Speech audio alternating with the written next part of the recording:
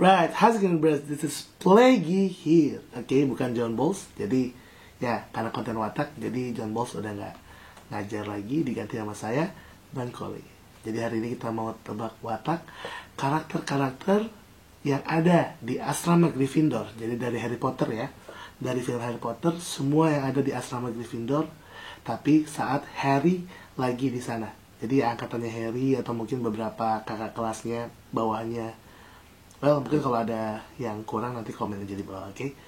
Jadi kita langsung mulai aja. Di sini udah ada listnya dan ada fotonya. Dan ya, dari tentu aja peran utama kita, Harry Potter. Kalau kalian tahu Harry Potter dari kecil, dia orangnya melo banget ya. Mungkin dia jarang banget speak up buat diri dia. Mungkin kalau dia udah muak banget, ya baru dia speak up.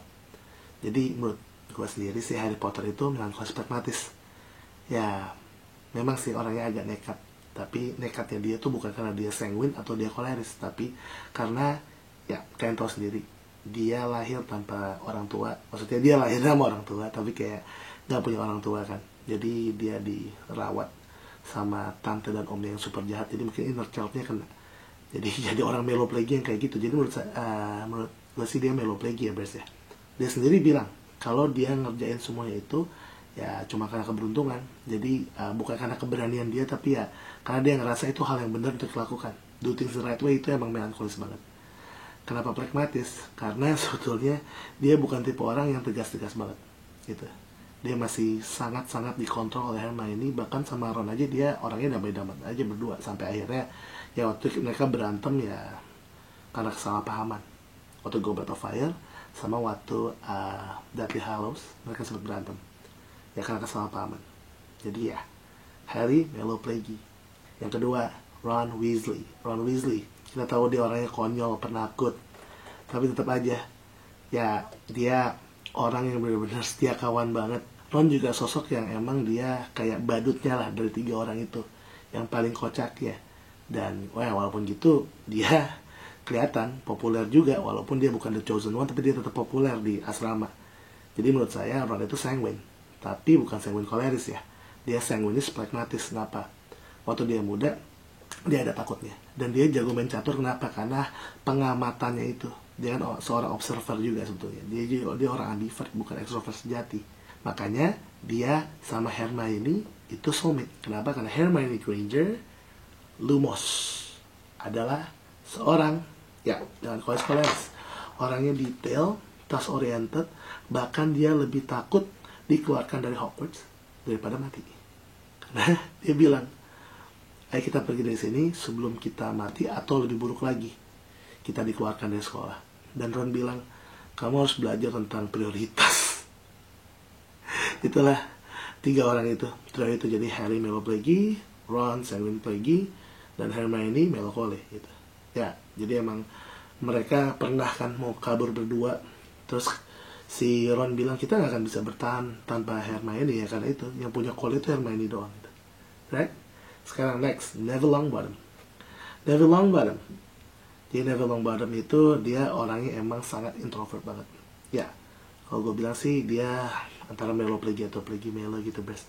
Tapi menurut gue dia lebih cenderung ke arah meloplegi.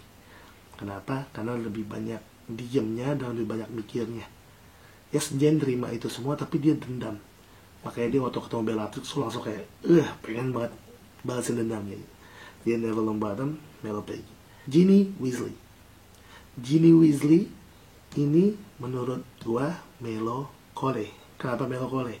Jadi waktu itu, ini juga kenapa Harry Potter tuh meloplegi. Waktu udah jadi senior, kan jadi Captain Quidditch ya, Harry Potter ya. Jadi ada banyak anak-anak baru. Harry itu ngomong dan gak ada yang dengerin. Sampai akhirnya Ginny kayak bilang cuman diam gitu. Jadi semuanya diam dan liatin, karena Ginny lebih punya kuat kolerisnya. Dan emang Ginny ini kelihatan dia emang lebih kuat. Kalau kita baca bukunya, Ginny Weasley itu emang dia lebih kuat, lebih tegas, dan emang pribadinya bagus gitu, keren gitu. Jadi itu kenapa Ginny Weasley melancholy. Makanya sama Harry bisa nikah, karena plegi sama kolenya nyambung. Yay. Right, next, George and Fred Weasley. Kakak kembar dari Ron Weasley. Yes, dua-duanya konyol, dua-duanya kayak badut yang populer gitu, tapi jangan salah, dua-duanya juga ambivert, tapi nggak dua-duanya sanguine plague.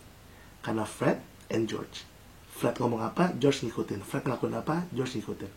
Itu pada dasarnya ya, kalau mereka lagi ngeklik. Karena Fred yang kolerisnya dan George yang pragmatisnya, makanya Fred and George. Jadi si Cole dulu yang ngelakuin, plague-nya baru gerak. Ini kenapa nih? Ada bunyi tetet, kok jadinya the magic. Kayak gitu. Jadi Fred and George, karena dua-duanya aktif, jadi pasti dua-duanya kayak ambivert gitu, ada extrovertnya. Itu kenapa gue bilang dua-duanya ambivert. Jadi Fred itu koleris, melankolis, dan George pragmatis, sanguinis gitu. Jadi ya dua-duanya ya puzzle sih, karena biasanya orang kembar itu beda otaknya gitu. Dan tapi emang kelihatan juga sih ya dari caranya mereka. Si Fred emang orangnya lebih tegas sama lebih visioner, ngelakuin sesuatu dulu, dan George tinggal ngikut dengan spontanitasnya dia. Well, kalau mereka dua lagi salah-salahan ya berantem juga emang. Oke. Next, Seamus Finnegan. Ya. Seamus dari kecil sampai gede terkenal dengan meledak. Karena dia selalu ngelakuin apa-apa itu meledak. Kayak pertama dia mau nyoba rubah air jadi rum. Turn this water into rum. Boom, malah bom. Terus waktu dia coba Wingardium Leviosa, boom, meledak juga. Dan akhirnya dia jadi ahli ledakan itu.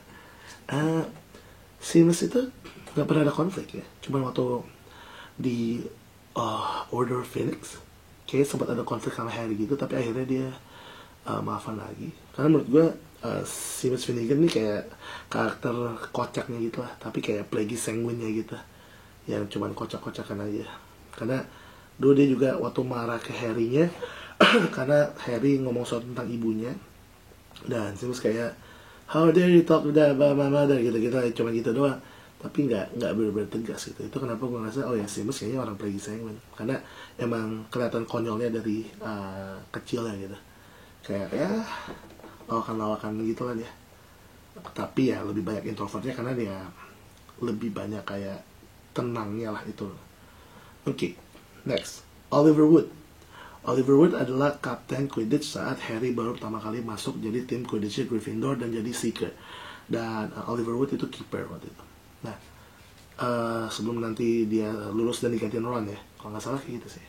Nah, Oliver Wood ini dia, oke, emang pemimpin, emang kapten, tapi dia bukan pemimpin yang menurut saya koleris sih.